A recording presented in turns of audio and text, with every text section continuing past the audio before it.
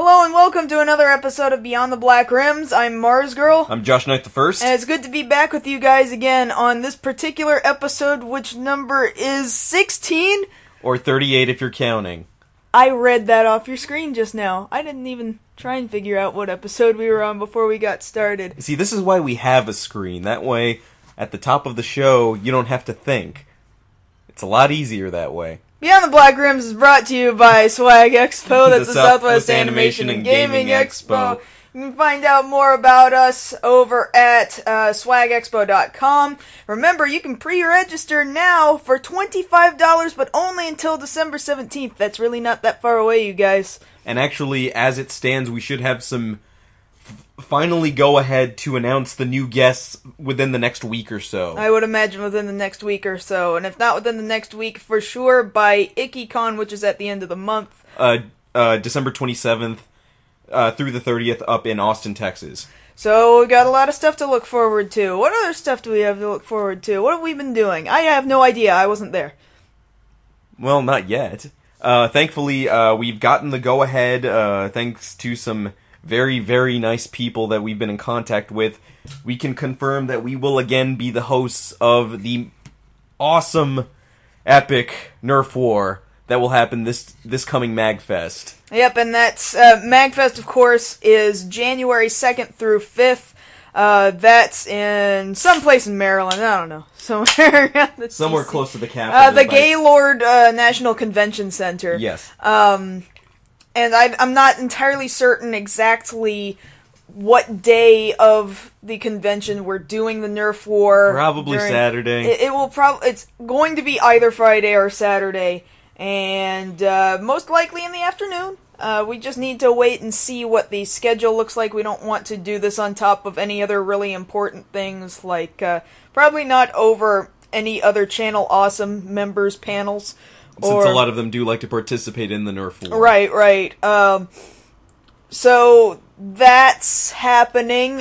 We do have more information about it. You can either go to blackrimops.com to learn more about it, or I'm going to give you guys a link down below the video today to specifically the Facebook event RSVP page, where you can learn more information about our rules and, RSVP in general, I guess. We'll also be posting a lot of stuff fairly soon about the rules, a couple of videos to help get people hyped and prepped and ready for the war. I do want to at least state, if you are coming, this year is a little different from the previous 2 years in that we're really not going to be providing weapons, maybe some ammo, but not weapons. So this is bring your own gun or bring your own weapon. It's been amazing how from the first year to the second year there was this we quadrupled in size. Amazing growth between the first year and the second. Because the first year, admittedly, it wasn't really supposed to literally be like a thing. It was originally just this kind of, hey, you want to shoot each other? Yeah, that would be fun. And that was between friends. And then everybody was tweeting about it publicly. And then a bunch of other people wanted to participate. And so when it turned out all nice and stuff, that was cool. And people were like, so you're gonna do this next year, right? This was way fun, thanks for putting it on. And I'm like, well, they really enjoyed it. Okay, let's do this a second year. Little did we know that second year would be... We jumped from 25, 30 people to over 100 people, not counting latecomers and stragglers and onlookers. And they no longer fit in the place that we were doing it. So now we have to move it to the opposite side of the hotel.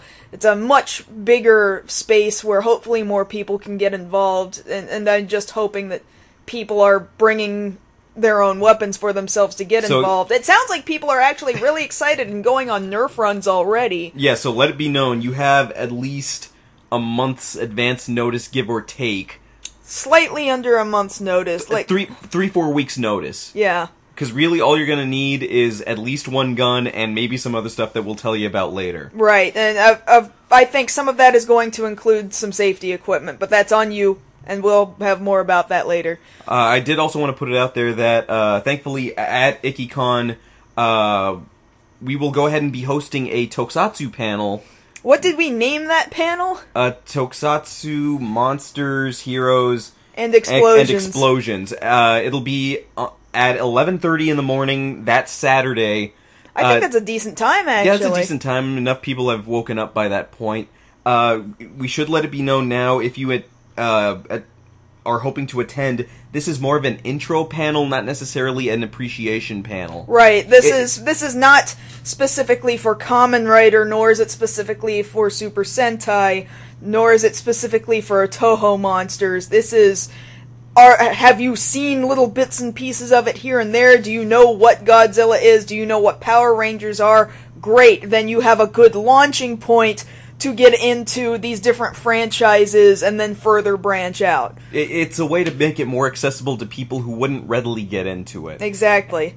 Which I think is a very necessary service, given how much more the fandom is growing, so it's nice that we have that opportunity to host that panel. Hopefully we'll see some of you guys out there. That would be great, and we'll give you more information about that as we get closer to IkiCon, too. But for right now, let's go ahead and get to our stories for tonight. Alright, so I'm a little bit later going to be talking about Skynet. I mean, not really Skynet. Actually, we're talking about Amazon's Prime Air, which should hopefully be launching in 2015. I'm going to be talking about the very ambitious Amazing Spider-Man 2 trailer that just loaded on YouTube today. And together we're going to be talking about Wonder Woman, having been casted and added to this new Batman vs. Superman movie. And there's been a lot of argument one way or the other how that's going to go. We already argued about it. And now we're going to argue about it more in depth, but with you guys. Yes. So... that should be interesting. So, what else has been going on before we jump into those topics that we can follow up on that have been stories that we've touched upon before? Well, thankfully, we've actually had quite a few follow-ups. Well, it helps that we had a week off. Yeah, you take a week off, a lot of stuff happens. On my end, unfortunately, that Toei Japan channel story that we covered a couple of weeks back, that has apparently been nixed. That is really unfortunate. The company providing that service has decided no longer to provide that service, so nobody's getting it. Yay, we all lose! Yep, so it's back to business as usual for getting a hold of Tokusatsu. Either spending a whole lot of money or being a pirate? Yeah, pretty much. Neither one of those is particularly appealing. No, but, I mean, it was nice to think that for a second there might have been a legit way to get this thing off the ground and get more steam, but I don't know. I mean, it's possible some other company, some cable provider or satellite provider could pick it up and run with it. I mean, there's already services like Time Warner Cable, for example, and I'm sure it's on other service providers like Comcast or some AT&T service or something. Like, there's NHK World. Mm-hmm. I mean, there's different regional stuff. The only problem is that that Tokusatsu itself is particularly a narrow genre, and then you further narrow that down with the fact that it was only going to be Tokusatsu out of Toei. Mm-hmm. I imagine it would have been a hard sell. I really would imagine it would have been. Well, that's really unfortunate. It is. In the long run. It is, but I have to admit, I don't find it difficult to believe. Yes, and the other story that we had to follow up on is that we can actually give you guys an air date for when Space Dandy will show on Toonami. I'm so excited about this. At 11:30 at night on the 4th of January is when Space Dandy will be premiering, and actually... I'm pretty sure 11:30, that's going to be an Eastern time. More than likely, I mean, yes. It doesn't specify, but I would imagine. And actually, they did already give us a cast listing, both a Japanese cast and an English cast. I have to admit, I'm not terribly familiar with the Japanese voice actors, the Japanese seiyuu. I just don't know names. The English cast, however, there's a few names I'm familiar with. Dandy himself is Ian Sinclair. That one I think is the most important to note. And he's only done a handful of lead roles, though he's been in the business for years and years and years and has loaned his voice to many, many different things over a great span of time.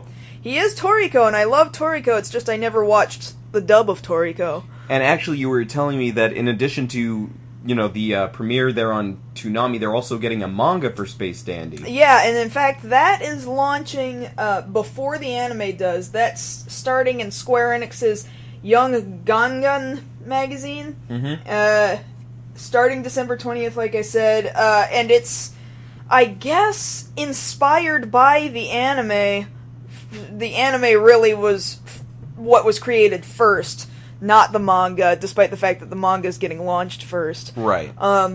So really, I have to wonder how close the two are going to be to one another, because very frequently, when a manga is inspired by an anime and not the other way around, they end up being pretty wildly different. Kind of like Cowboy Bebop. Yeah. Cowboy Bebop was like that. I'm trying to think of another one that I know for certain was like that. It's just very rare that it happens in that order. Right. Usually you see it the other way around. So I would be interested, I'd be very much interested in seeing how this goes. I wonder if there's going to be some localization of this anytime soon. I would imagine so, if Funimation is throwing all of their efforts. Well, I would imagine they'd, collect all the different volumes and then put it out. Yeah, possible. I mean, I don't see why not. Right. But yes, that would cover all of our follow-ups. Uh-huh. And granted, there's just a ton of other stories that we could be talking about, because they all seemed to hit all at once this past week while we were gone. But I digress. We'll go ahead and move on to our topics that we really did want to talk about. As I was mentioning at the top of the show, we just got information that Amazon wants to do a new kind of delivery service. Because, who wants to wait for next day delivery? I mean, I don't want to wait for next day delivery. So Amazon is like, well, we can fix that. We're going to send out drones. And you hear drones and you're like, well, that sounds scary. Like, they're gonna come and like, what? Hold me up? Or like, are they gonna threaten me to buy stuff off of Amazon? Like, what? Well, actually, if you order something that's only a few pounds, I think they were saying it was like a 5-pound-ish limit, then you got Amazon Prime Air that you can look forward to seeing flying to your doorstep. This little bitty, several rotary bladed... Four-bladed little drone will fly to you in approximately 3 hours from your order time. And 3 hours? 3 hours. And drop the package off at your door and then fly away. And that's amazing yet scary still. It's kind of terrifying.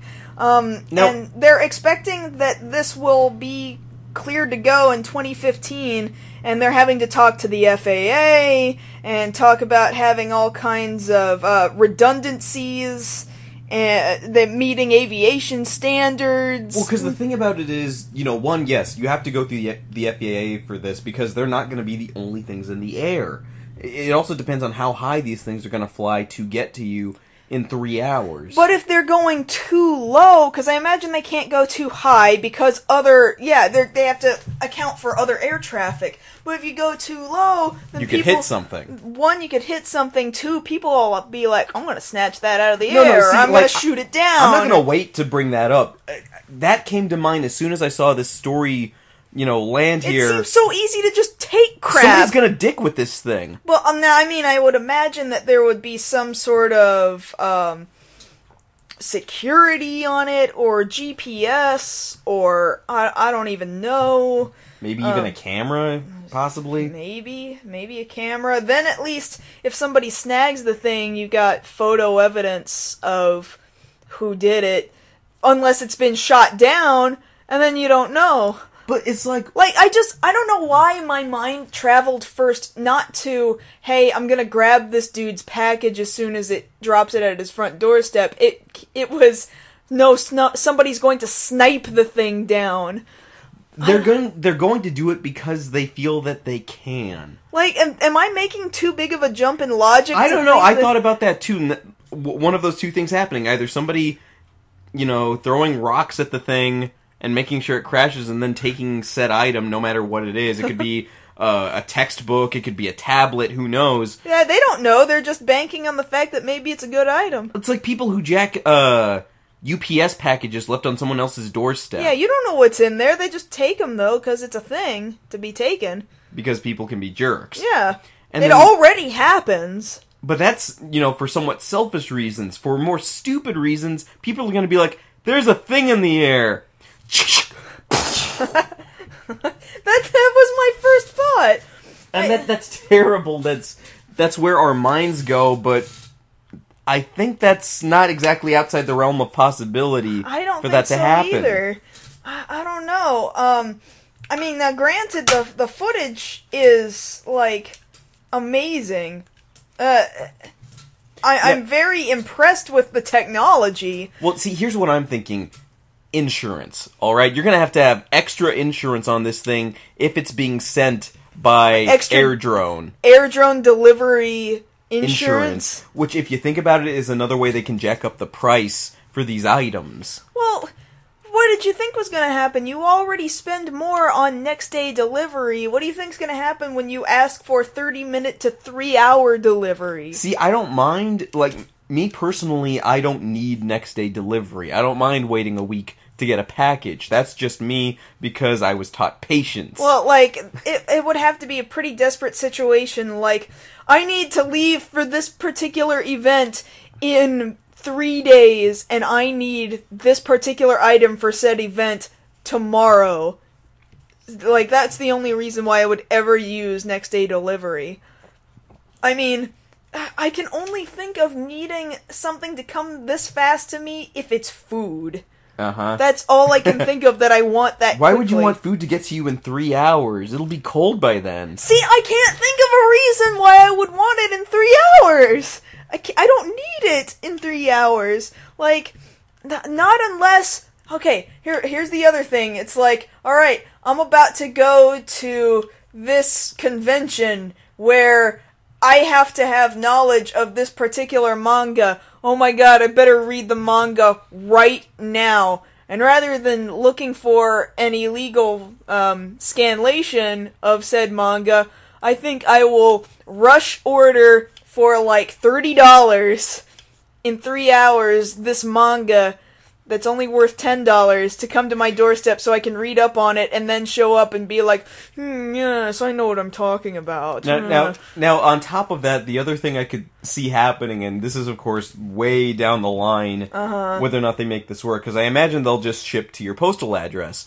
What if it gets to a point where, if you have your cell phone and the GPS on your cell phone hooked up to your Amazon account, it's like, hey, I'm traveling down the highway to said convention. Can you track my GPS and land the drone? The car. Yeah, it'll land on my car while I'm going down the 35 and drop the package onto my rack. No, I don't see it landing on your car. But it would be so much cooler. It would be cool for it to chase you down. I don't think it'll land on your car while it's moving. You'll see it coming to your house, and then you run away from it like James Stewart in North by Northwest. Uh-huh. Oh, no. But I actually do imagine that, it could get to that point where it can locate you via GPS and just drop it off wherever. But then it makes tracking a delivery a little more difficult and a little more shady. On top of that, though, it's gonna have to navigate via GPS to begin with, right. I would imagine. But, I mean, GPSs are pretty accurate, but then sometimes there's sunspots. And then, and then the thing shows up, halfway across town, because it just plain didn't know any better. Then what's gonna happen? It's not like the dude accidentally delivered it to your next-door neighbor. This is I don't have a clue where my package is because it thinks that it dropped it off in the right place, and it didn't. Well, it's what exactly is going to be the operating system for this? Is it going to be by someone remote controlling it like they do in the military, or is it just set on a path and boom, there it is? Well, if you have to deal with the FAA, I would imagine that somebody has to be manning it, right? Unless it's just... I would imagine that eventually it gets to a point where so many people are using it, how do you get all of these people to man the little copters? Like, oh man, but you think about that too. It's been said before that drones are actually the next big tech area to break into. Mm-hmm. That means a whole slew of jobs as drone pilots will open up. And then imagine putting drone pilot on your resume. Oh. Okay, now you're making it sound appealing. But okay, who would they need to get? Are they gonna train them? Well, obviously they'd have to train them. But can you be previously untrained in manning drones? Like, can you just be a really good gamer and then get this job? Or do you have to have, like, military experience to ship Amazon Prime Air packages? Like, which is it? Like, what is it? Like, I've served 3 tours in Afghanistan. Alright, those are your credentials. What are your credentials? I have 8 RC cars in my back seat right now. Oh, this is a tough one. Like who's more qualified at that point? I played Top Gun. Not Nintendo Top Gun. Nintendo Are you Top Gun. I played Nintendo Top Gun and I managed to land on the carrier. Hire him right now. Signing bonus right now. And I did it with the power glove. Oh my god, this man's a genius. Make him a manager. In fact, make sure that the veteran does not get the job. We need No, we need our veterans to have jobs. Have him train the veteran. Have him train the veteran. I'm just saying, I'm not sure they thought this completely through yet. I think they're trying to think it through, but I don't know if the world is ready for this. Well, like, the other thing I'm thinking now... Because I'm looking at it right now and I'm hearing in my head... The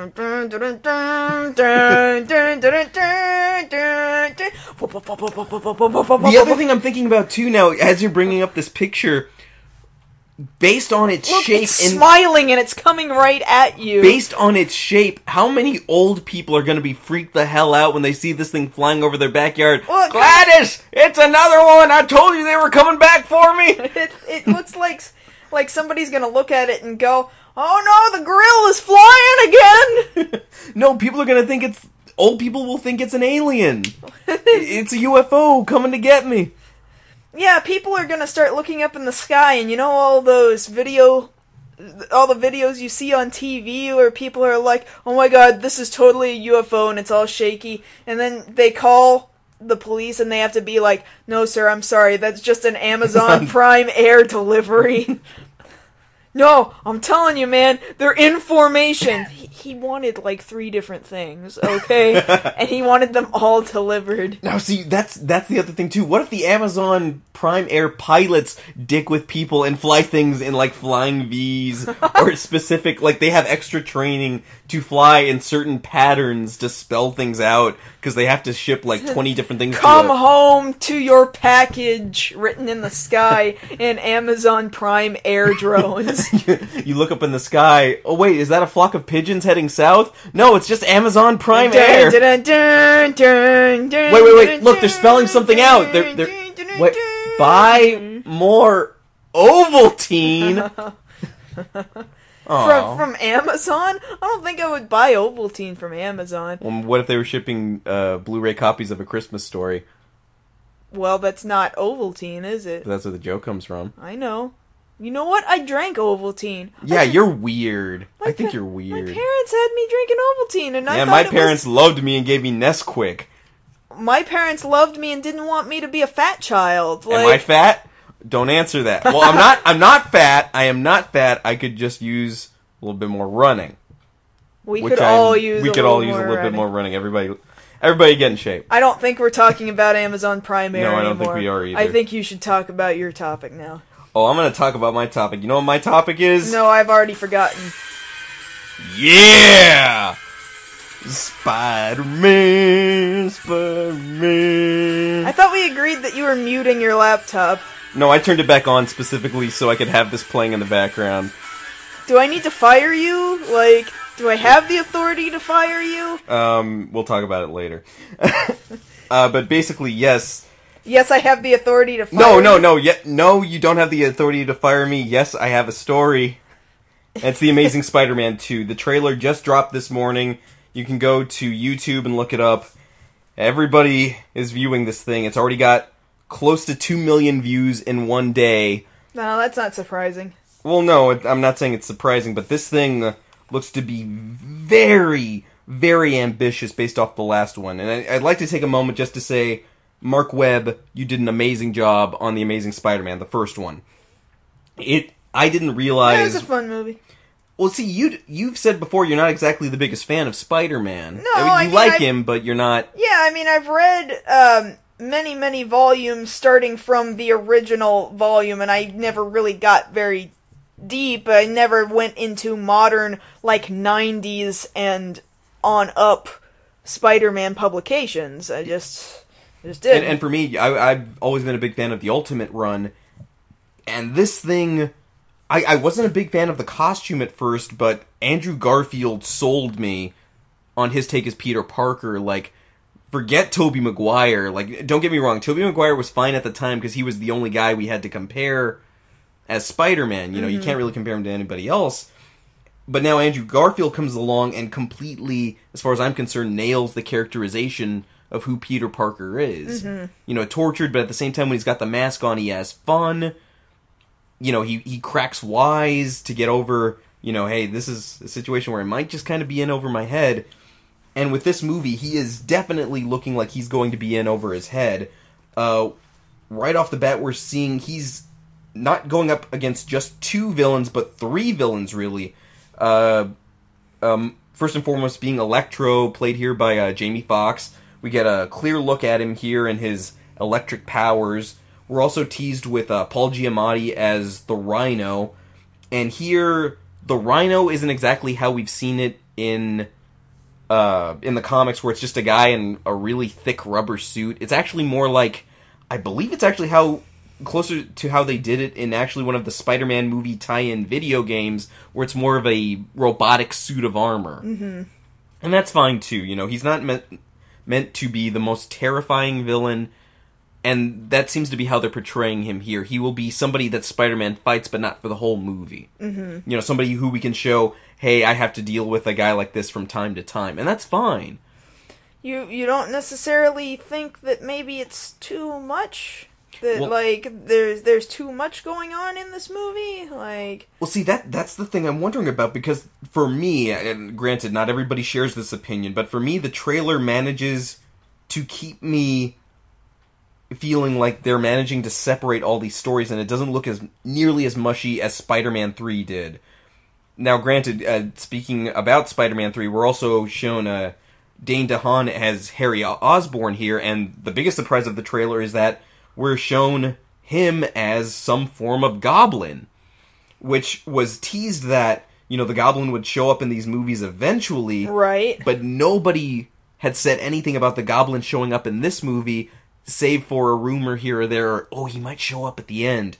Very much so, we see in the poster that was just revealed maybe 2 days ago, we see him there up in the sky, and in this trailer, it's Harry Osborn, not Norman, who becomes some form of goblin. Now, originally when I saw this, I thought to myself, oh no, Mark Webb, don't do the same thing that Spider-Man 3 suffered from, was turning Harry into a goblin he's not. Because that wasn't, like, let's get that straight. James Franco did not play the Green Goblin 2. He played Harry Osborn on a snowboard with a paintball mask on. That is not a goblin. Well, nothing about those Spider-Man movies was particularly good or correct. Well, some of it, like I've always said, I will defend their rendition of Doc Ock. Alfred Molina did a great job there.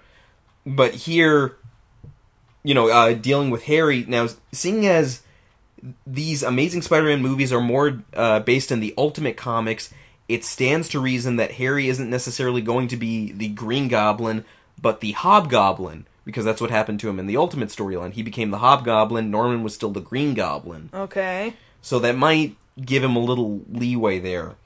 And then speaking of Doc Ock, we are very obviously shown here, the shadowy figure that you see in the end credits of the first movie is walking through some sort of a facility, and in the background you can clearly see 2 very large Easter eggs, stuff that you could probably save until people watch the movie. You see Doc Ock's mechanical arms. Right. To the right of the screen, and to the left you see the flight rig that the Vulture would use. And this, of course, ties in to the whole idea that this franchise, which still has 2 more movies coming, is building up to the Sinister Six, which would be the group of several Spider-Man villains who would come together to try and take him down. And from the looks of it, they've already got their 6 villains right there.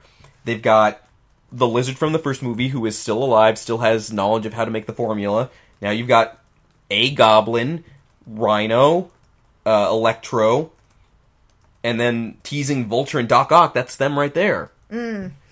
And that, of course, I think is partly because, like I've said before, Marvel. Now, granted, this Sony is the one who owns the rights to the Spider-Man movies right now, but Marvel, having done the Avengers, forced everybody else to have to step up their game. People want more comic characters on the screen at the same time, so as such, they have to up the ante. Just 1 or 2, or maybe even 3 Spider-Man villains in a movie isn't enough anymore. We've got to get 6 in there. I don't know. That just seems like you're trying to shove too much in all at once. I really don't know about that. Now, I mean, it has. I don't know until I see it. I mean, the trailer looks like, oh, there's so much action, and that's all I can really hope for, I guess. But the thing about it is, yes, there is a ton of action, but there's also a lot of intrigue here. The idea that Oscorp has been spying on Peter and his family for years, and nobody knows why necessarily. And of course, this is stuff they've set up in the first movie as such, like what's the secret behind why Peter's so special, why his parents disappeared. They're going to be adding on to that mythos in this movie. And of course, we're giving a slight tease of Norman Osborn, and here he is very, very sick and dying, as they've mentioned before. Right. And there was a rumor that perhaps Chris Cooper had been eliminated from the cut, but that seems to have been debunked very quickly here. And yes, I see what you mean by the action. There's a lot to be seen here. People running, a lot of explosions, slow-mo cuts. The CG kind of looks a little worse than the first one to me, actually. It looks smooth, but it still looks like it came out of a video game, or like it's a cartoon. Like, I just don't feel like the integration with live action is particularly good. Like, you have to give it a little bit of leeway, but still, I think in the first movie, they managed to get it close. And I think actually the problem here is with his costume. Whereas in the first movie, they went with this more edgy sort of costume that kind of strayed a little bit from the traditional look, but they managed to make it work. Here, this is flat out the ultimate costume. Mm-hmm. You know, comic accurate. And I'm actually having a hard time looking at it, to be honest. Really? Why? Well, because I look at it and for some reason I can't really believe, no, like, that's a guy in a suit. Like, I've seen the stills, I'm fine with the stills, but seeing him in motion, every time I see him in motion, it looks CG to me. Yeah, I would very much agree. Because even when it's just, you know, a stunt guy or Andrew Garfield in suit, it looks too... How do I want to say it? Like, it looks too clean. I've heard some people complaining about the light sourcing in some of these composite shots. Maybe that's got something to do with it. It remains to be seen. I think in a lot of cases, CG often looks far more clean and sterile than actual moving, living, breathing human beings and practical sets do. It's just hard to avoid. Like, even when you're making CG details of explosions and dirt and dust, like, even then, it looks too clean. Especially when you're trying to have a live-action movie, but your action is CG. When you're trying to integrate the two, it's like they don't belong together. Well, it's like when you have, like, one scene in the trailer where you have practical effects, like you actually have a truck plowing through cars, but then you overlay Spider-Man swinging above the cars. You know, it's, you know, one of these things is not like the other. Like, you can see it right there. Yeah. You know, Spider-Man's more brightly lit than anything else on screen. But I'm thinking that they'll probably clean this up a bit. This is the first trailer that we've seen. This is the first batch of footage that we've gotten just this week, and they've still got time to clean it up and make it look more realistic. Mm-hmm. So I'll give them that. Admittedly, I can understand the concerns, because I've had those concerns before about whether or not they've got too many ingredients in the pot here. Yeah, I would agree. I think that there likely is. But, I mean, the trailer doesn't look horrendously stupid, so I should probably still just wait and see. Oh no, we'll definitely wait and see here. I admit that I'm a sucker for certain shots that they put in here. They knew what they were doing. I mean, just pausing at certain points in this trailer, it looks like a video game. It looks straight out of a comic book. You know, Spider-Man, throwing a manhole cover at the Rhino, Electro blasting Times Square, even Spider-Man, kicking the Goblin, whichever Goblin this ends up really being. This is going to be a big movie. Well, I mean, it's going to be a least. big movie. It's who produces it? Sony? Yes. Sony and Columbia? Yes. It's going to be a big movie. The question is really how big, because you think about it though, this comes out next summer, 2014. It's kind of a weird thing to think about because 2014 isn't necessarily going to be the biggest year. Everybody's looking towards 2015 when everything goes down. Mm-hmm. And we'll talk about that actually in a second. But this movie, how does it feel knowing no matter how good you are, the movies that are coming down the road are still going to trounce you? Yeah. Mm-hmm. I mean, you'll have your moment in the sun, but it's not going to last very long. Right. Because no matter how much money this movie makes, and, sequels do well as it is, and this promises to put a lot of butts in seats here, no matter how good this is, it's still going to be trounced by what's to come. Whether it be the Avengers or whether it be this next Man of Steel movie. Well, that's just the way it goes. You saw this one awesome thing, and then it's like, alright, somebody else has got to make another awesome thing. I don't think it'll necessarily be out-awesomed. It'll just be time to move on to some new thing, and that's human nature. Well, here's hoping that they deliver. Mm-hmm. And really, that's as much as I can say about it right now. I'll admit I've watched this trailer probably no less than 12, 15 times today. Not just for research purposes, just because, yeah, it's got me. My butt will be in a seat at 11:59 or even 9:59 the night before. You make me so confused sometimes. I don't even... Well, I've always loved the character. I love Spider-Man. I know you do. A lot of people... I mean, have I talked about that before, how I've dressed up to the midnight showings like that? I don't think you talked about it here on this show. I've done that on a number of occasions, and it's nice to see. I remember in specific for Spider-Man 2, I went to the theater with my Spider-Man costume on underneath my street clothes, and of course this is back before things have gotten really bad. But I was allowed to bring a backpack in with me, and I showed him, hey, there's nothing in here, it's just clothes. I'm like, okay, fine, you can go. And what I did was, during the last 10 minutes of the movie, what I did was I took off my pants, I took off my shirt, stuffed them back in the backpack, threw the mask on, and left the theater. So that way, everybody who was waiting in line, because, it was midnight showing, a fairly large crowd there, mm-hmm. Everybody saw normal people go in, but nobody knows why Spider-Man walked out. And the fun part was, there were a couple of people who were there to clean the theater, asked me, so how'd you like the movie? And I just went, eh. So that was fun, and there were a couple of kids like, Mommy, look! And, that's a good feeling. Yeah, that's a nice feeling to have. I don't know if I'll do that again. Maybe, maybe not. Bottom line, I will be there. I know you will be. I know that. I never questioned that. Never at all. Yes. Are we done? Well, with that story, yes. But now let's move on to the other side of the spectrum. This is a Marvel property. Let's talk about the other big news this week that really nobody saw coming was the announcement that Gal Gadot, whom a lot of people would know from the Fast and Furious movies, has been announced that she will be playing the role of Wonder Woman in this untitled Batman vs. Superman movie. For me, hearing this news, it's just like, that's nice. Like, I honestly had no opinion on the matter. I mean, it was like, if I only see Hollywood pictures of her, so I can't even imagine what she looks like in a Wonder Woman costume, and if they need her to be more buff and Amazonian than she looks right now, then I'm sure she has plenty of time to beef up.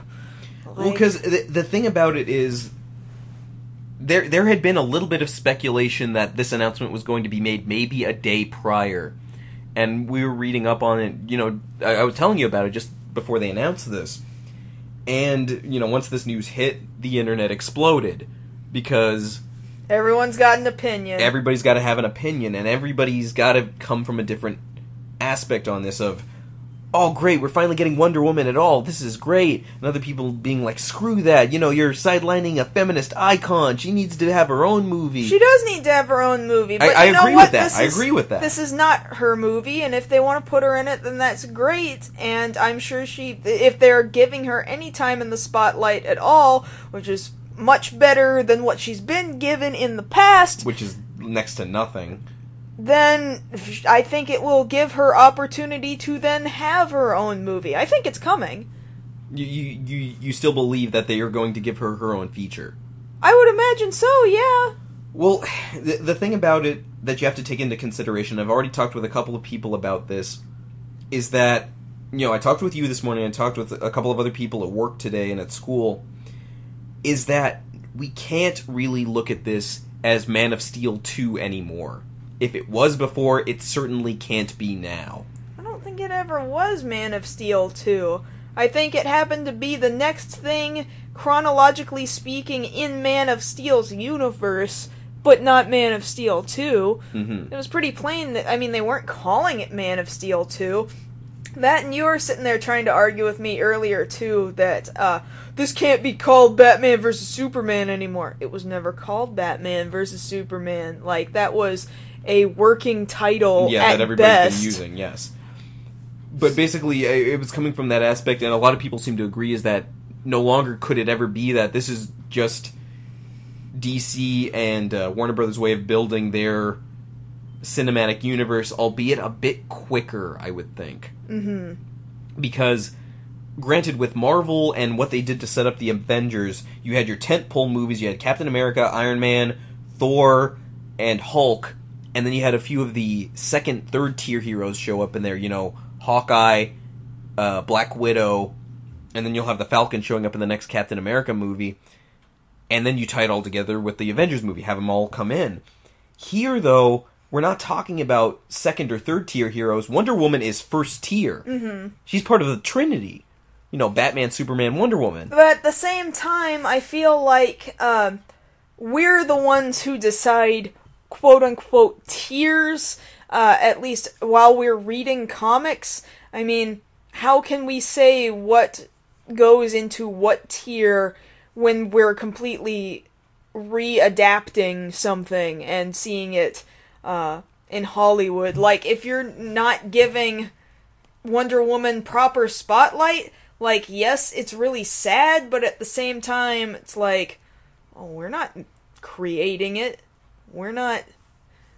That's up to the producers of the movie to decide what tier these characters are. I'm not saying it's right. I am, however, saying that could be their mindset of, well, we decide which characters we think are what tier and how prominently to portray such character, blah, blah, blah. Like, Hollywood doesn't give a dang. Hollywood's just like, what's going to sell? And I don't necessarily know that they think that Wonder Woman will sell because, like, she's kind of hot, but then, like, at the same time, maybe she's too strong of a feminist icon, and I think most of America is too stupid and would rather have something sexy that would utilize, like, her body in order to get tasks done. But that's not Wonder Woman in the slightest. No, like, of course not, which is why maybe it's better that she just stay where she is and not get dicked with.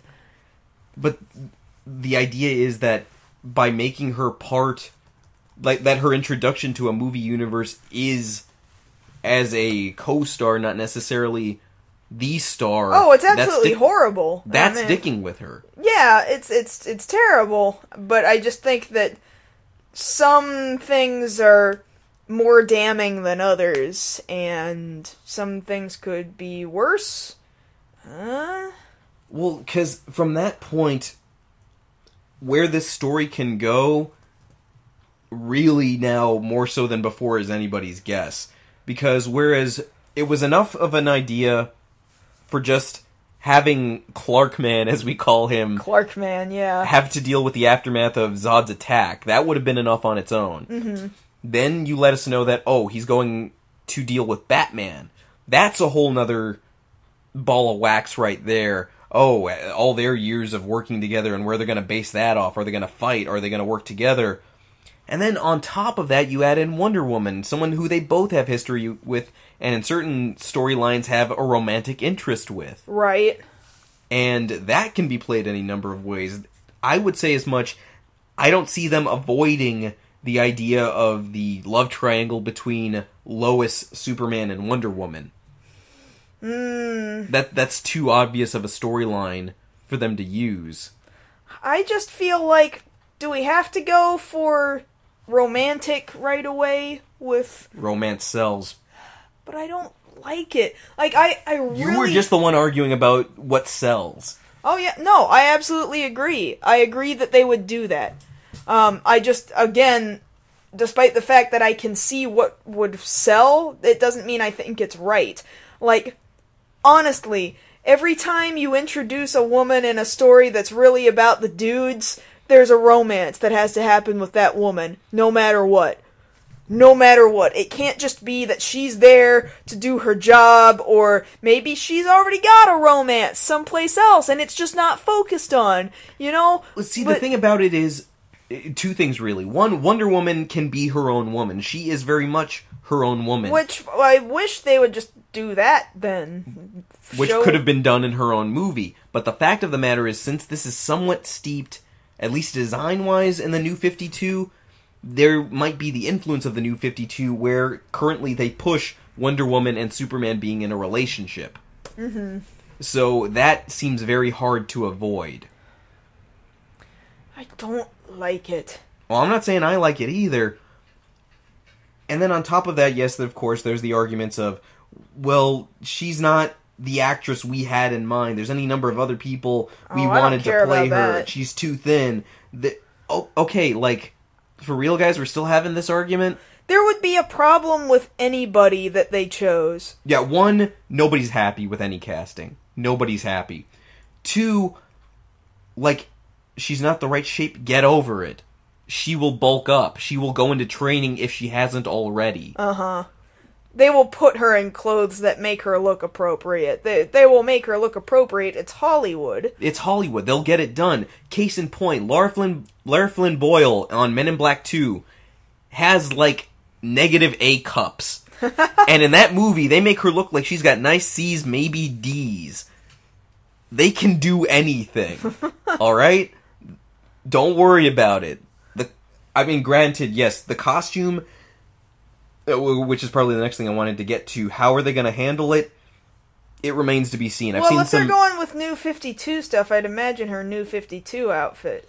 Well, it's the question of, are they going to go with the New 52 outfit or something that looks a little more, I guess you'd use the term, like, tribal, more, you know, cordoned off from the rest of the world, Amazonian, like this fan film that just came out about a month ago, which is fine. You know, they kept the color scheme.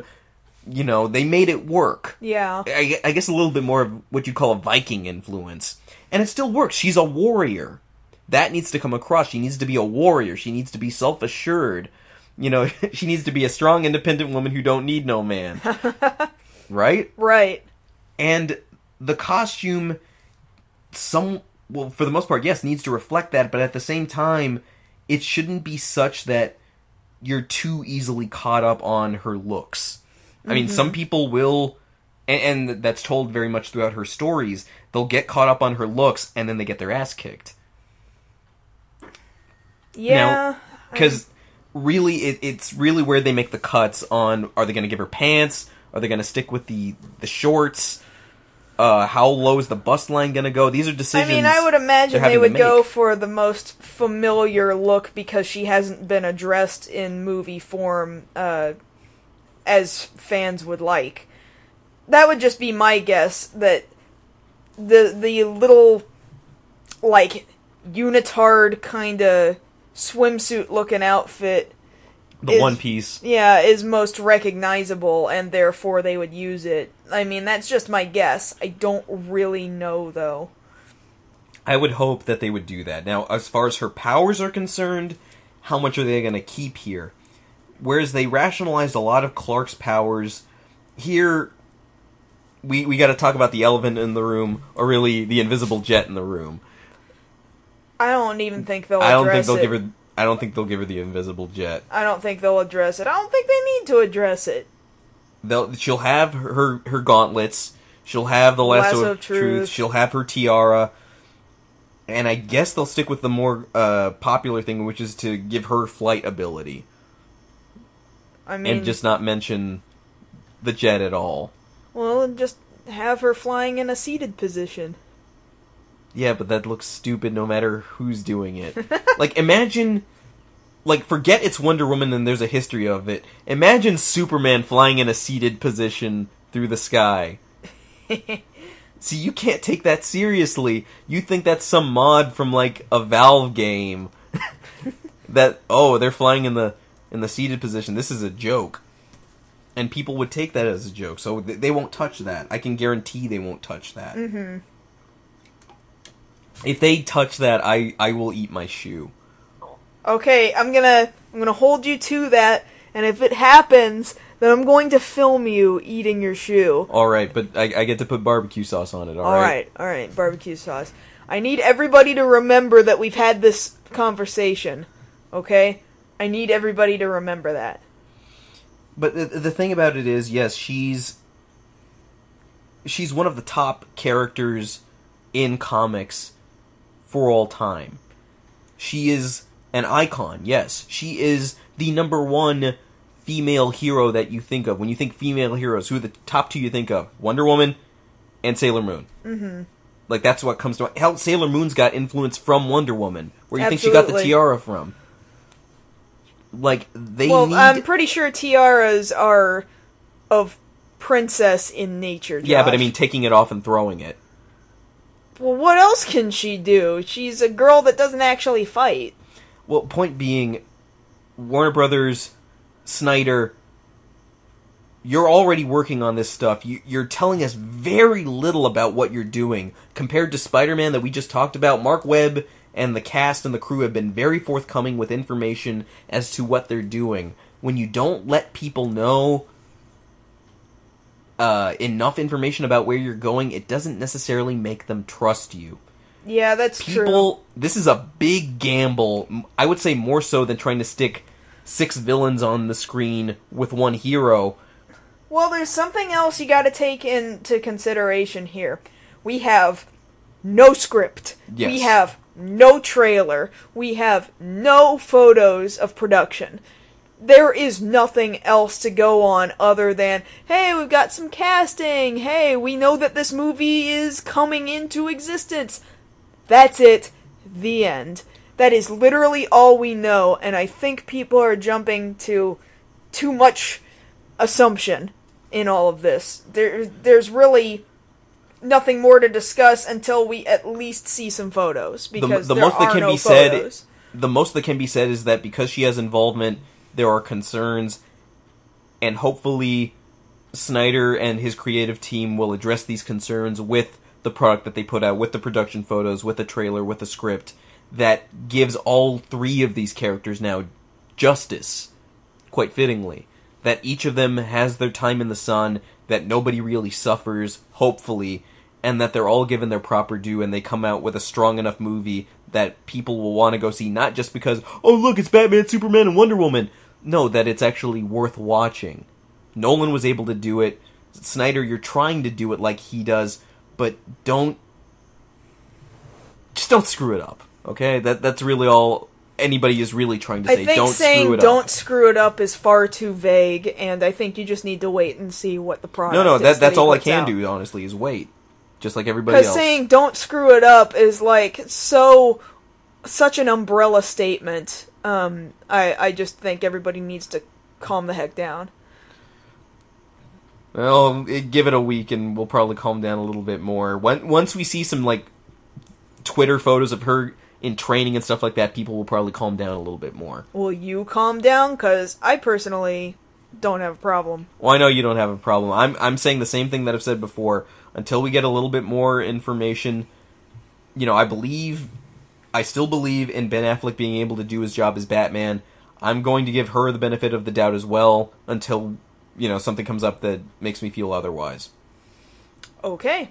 And that's going to be my stance on it until we got more information. Okay.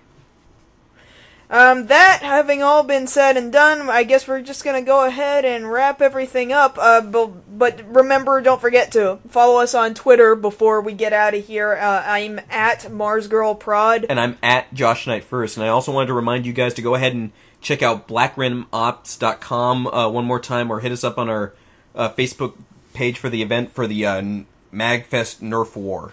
And again, we'll have more details on the exact date and hour within Magfest that the Nerf War will be. Bring your own guns, it's going to be a good time. As far as the IkiCon Tokusatsu panel goes, we'll have more information on that fairly soon.